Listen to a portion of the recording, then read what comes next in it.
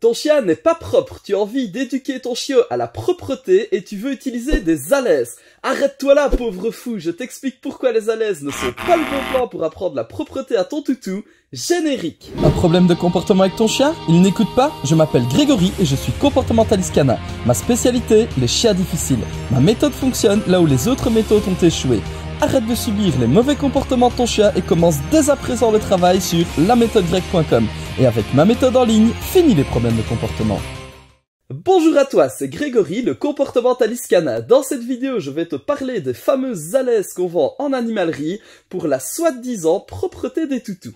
Pour ceux qui ne savent pas, une alaise, qu'est-ce que c'est? Ce sont des couches de papier absorbant avec un fond en plastique qu'on pose sur le sol. Cela permet à votre toutou d'aller faire ses besoins dessus, le papier absorbe les liquides et le fond en plastique évite que l'urine de ton chien ne transperce et ne commence à ronger ton beau parquet. Ça, c'est évidemment la théorie parce que ton toutou se loupera relativement souvent et tu auras de l'urine ou autre chose, si tu n'as pas de chance, qui va finir à côté. Surtout que le chien est un animal qui peut se montrer parfois un tout petit peu précieux, donc s'il a déjà fait pipi sur son alaise et qu'elle sent l'urine, il préférera faire la deuxième fois à côté plutôt que de marcher sur le papier à moitié gorgé de pisse. Ce que je peux comprendre, hein, à sa place, je serais pas très chaud non plus. Tu vas voir qu'avec cette vidéo, je vais te permettre de faire pas mal d'économies. N'hésite pas à laisser un pouce bleu et à t'abonner, ça te prend 5 secondes et c'est gratuit, mais ça nous aide énormément au développement de la chaîne. Ce qui nous amène à notre premier désavantage, le prix.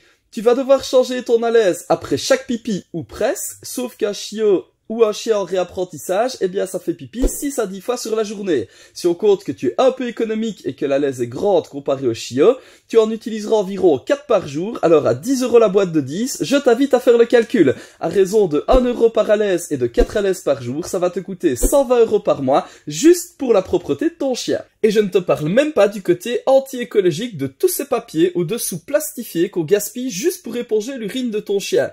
Et là, j'ai été gentil niveau économie, parce que 4 alaises par jour, ça veut dire qu'elle sert 2 fois. Et si elle sert 2 fois, ça veut dire qu'entre les premiers pipis et le deuxième pipi, tu as laissé traîner une alaise gorgée de pisse chez toi avec la bonne odeur qui va avec. Ensuite, on va parler des habitudes. Le chien est un animal à habitude, ce qui veut dire que plus il fait pipi à l'intérieur, et plus il prendra l'habitude de le faire. Et plus son habitude sera forte, et plus il cherchera à refaire pipi à l'intérieur. Ton chien apprend donc à faire pipi à l'intérieur de la maison, et si un jour tu ne lui mets plus d'alaise, eh ben ce n'est pas grave, tu auras toujours bien un paillasson ou un tapis où il ira se soulager. Alors, tu as une technique qui tourne dans le monde de l'éducation canine. C'est vraiment un truc inventé par des génies. Ça consiste à mettre des alaises pour que ton chien s'habitue à faire pipi dessus. Ensuite, tu déplaces progressivement ton alaise vers la porte qui mène à l'extérieur, puis tu mets ton alaise dehors sur la terrasse, puis tu mets ton alaise au jardin. Et comme ça, il apprend à faire ses besoins au jardin. Je ne sais pas qui a inventé ce truc-là, mais c'était soit un crétin, soit un fabricant d'alaises. Auquel cas, c'est un génie. Au lieu de t'emmerder avec des alaises et tout plein de phases de transition, amène ton chien directement au jardin relativement souvent, comme ça il va prendre l'habitude de faire dans le jardin. Et tu peux le récompenser lorsqu'il fait dans l'herbe, tu vas voir, il va vite comprendre. Et ça t'évitera de devoir changer des alaises et de payer une centaine d'euros tous les mois pour habituer ton chien à faire dans ta maison. En plus, il y a un deuxième problème avec les alaises, c'est que ton chien n'apprendra jamais à se retenir. Dès qu'il doit faire pipi, il peut directement aller sur son alaise, il n'entraînera donc jamais sa vessie et ne saura pas se retenir en 2 pipis. Alors que s'il prend l'habitude d'attendre qu'on le sorte, il va devoir apprendre à se retenir de plus en plus longtemps et tu vas finir par avoir rapidement ton chien super propre. Alors, combien de temps entre 2 sorties de ton toutou?